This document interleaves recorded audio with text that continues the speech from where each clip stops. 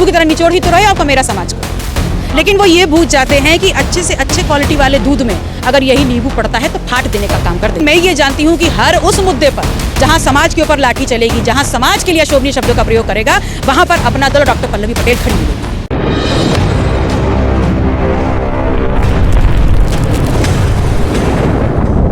अपने पिता के सपने को लेकर आज 31वां स्थापना दिवस मनाया जा रहा है और अपना दल के कमेरावादी के विधायक पल्लवी पटेल जी अभी हमारे साथ मौजूद हैं। आज 31वां स्थापना दिवस मनाया जा रहा है, क्या कहेंगे इस पर?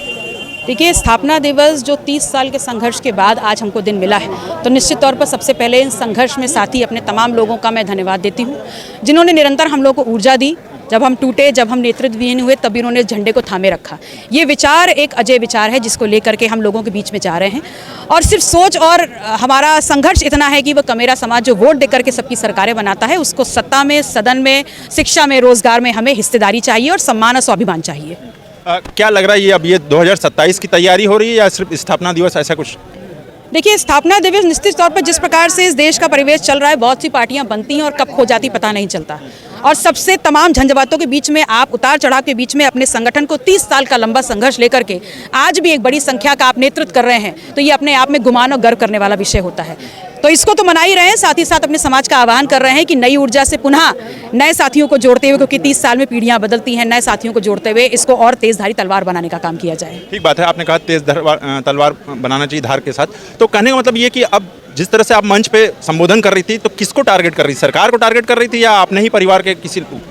देखिए, मैं किसी को टारगेट नहीं करती, मैं सिर्फ नींबू निचोड़ने और सत्ता के मलाई चाटने, कौन मलाई चाट रहा है? तो इसमें क्या गलत कहा? 75 साल में क्या हुआ है? कमेरा समाज को उसके खेत से निकाल करके आप वोटिंग मशीन तक ले जाते हो, उसका वोट लेते हो, लेकिन जब उनके बीच में आकर के उनके हक और अधिकार की बात करने की बात होती है, उनके निकले हुए फसल की बाजी मूल देने की बात होती है, तब आप लोग के पास कोई नीति और नियत नहीं होती।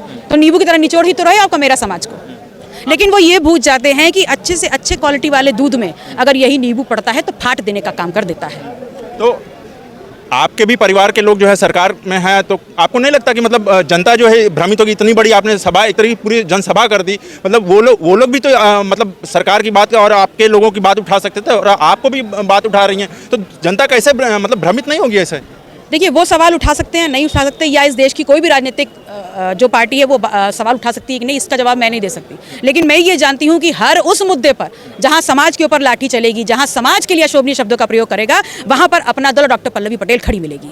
आप धरना एक्सपर्ट है ही हैं, कहा जाता है, क्योंकि जिस तरह से काशी में मतलब एकदम शहर में जिस तरह से आपने धरना प्रदर्शन किया, मतलब पूरा यूपी हिल गया। अब जो है जिस तरह से आशीष पटेल जी बोल रहे हैं कि 17 करोड़ पैसे से, मतलब ये आपको मतलब क्या कहीं घेरा वेरा जा रहा है क्या राजनीति? जो कह रहा है उससे सवाल पूछिए। चलिए ठीक है, आपको हमसे बात करने के लिए बहुत बहुत धन्यवाद।